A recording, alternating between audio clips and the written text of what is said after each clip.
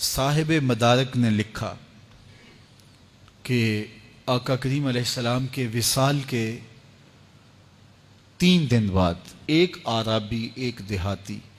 دور دراز سے سفر کر کے حضور کے روضہ انور پہ حاضر ہوا۔ آرزوؤں کا جہاں آباد کیے وہ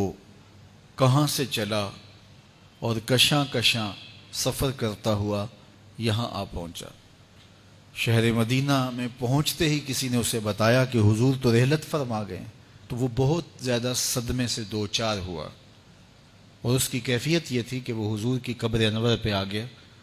اور قبر انور کی مٹی لے کر کے اپنے سر پر ڈالتا ہے اور ساتھ روتا ہے، اور اس نے دردناک اشعار کہے: اے وہ مقدس ذات جو اس سرزمین میں دفن ہے، میں آپ کی بارگاہ میں معافی مانگنے آیا ہوں۔ تو وہ یہ عرض کرتا ہوا، روتا ہوا وہاں فریاد کر رہا تھا کہ میں تو معافی کے بغیر جاؤں گا نہیں۔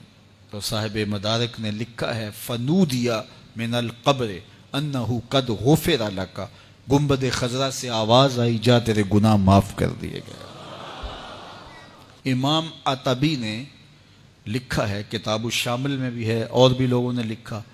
تفسیر ابن کثیر مکی کی بڑی معتبر تفسیر مانی جاتی ہے، اور بہت سارے مکاتب فکر کے لوگ اس پر متفق ہیں۔ اور بھی لوگوں نے لکھا ہے کہ حضور کے وصال کے کچھ عرصہ بعد امام عتبی کہتے ہیں کہ میں حضور کے روضہ انور کے قریب بیٹھا تھا کہ ایک شخص آیا اور اس نے حضور کی بارگاہ میں گناہوں کی بخشش اور مغفرت کا سوال کیا، اور اتنی ضد کی کہ جس طرح کوئی اڑی کر جاتا ہے تو اس طرح وہ بہت زیادہ ضد کرتا تھا اور بار بار کہتا تھا: یہ تو مستغفرا لذنبی، میں اپنے گناہوں کی بخشش و مغفرت کے لیے آیا ہوں اور اس کے بغیر نہیں جاؤں گا۔ تو وہ اس طرح بات کر رہا تھا۔ تو امام عتبی کہتے ہیں کہ وہ چلا گیا تو میری آنکھ لگ گئی،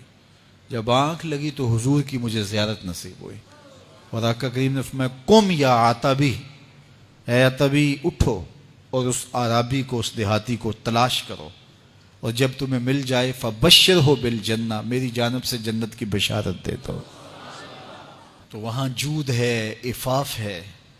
وہاں آج بھی رحمت کا باڑا بٹ رہا ہے، انوار برستے ہیں،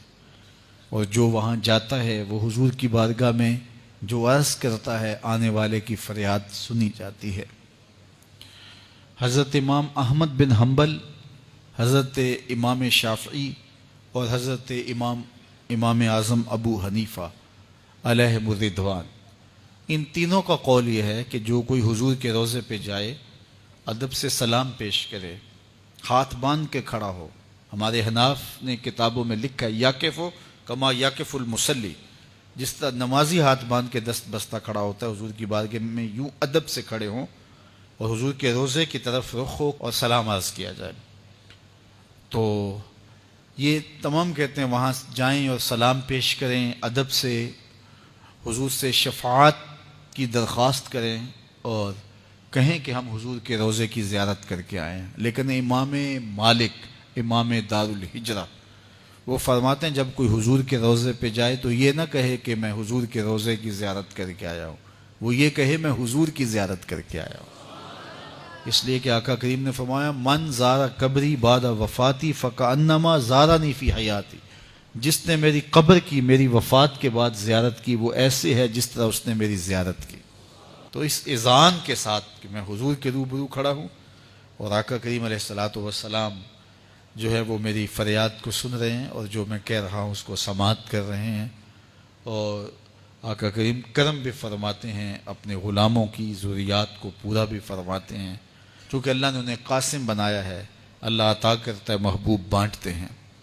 تو وہاں ادب سے، محبت سے پیش کیا گیا سلام، بہر صورت قبول ہوتا ہے، عقیدتوں کے سانچے میں ڈھل کر کے ادب کے انداز میں جب وہاں حاضری دی جائے تو پھر یقیناً وہاں سے جو ہے وہ محسوسات کی دنیا میں یا روحانی دنیا کے اندر جو لوگ بستے ہیں وہ یہ کیفیات پاتے بھی ہیں اور دیکھتے بھی ہیں کہ وہاں سے کتنے انوار بٹ رہے ہیں۔